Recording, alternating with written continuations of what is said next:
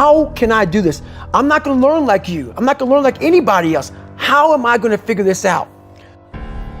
Listen, getting successful, whatever you consider successful, if it's rich, whatever, it's not a magic trick.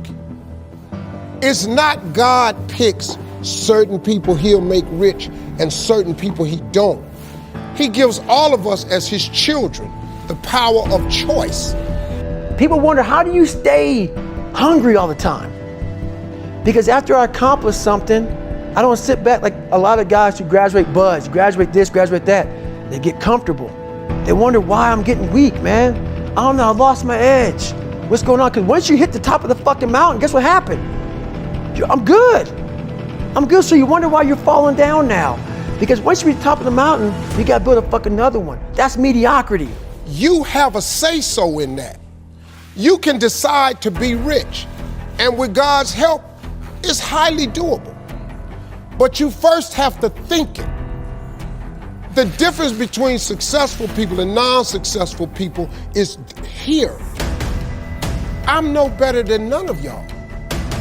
I'm not a better person than you. I'm not a better Christian than you.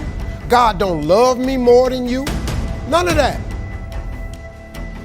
If you want to be successful, you have to change this.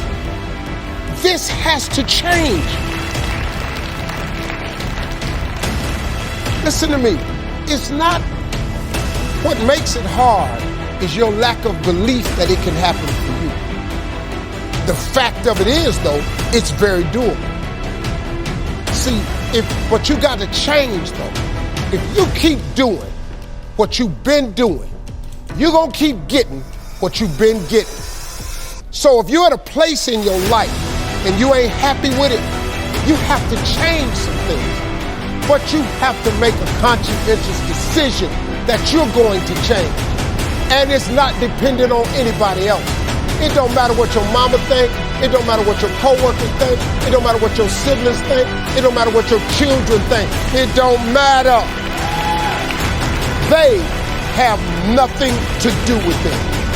This decision is yours and yours alone. You gain knowledge through suffering. And on the other end of suffering is a world that very few have ever seen. It's a beautiful world, because that's where you find yourself. You don't find yourself in over here. You find yourself on the other end. Like the 100-mile race I was on, I ran it for 24 hours. I found myself on the other end of that fucking race.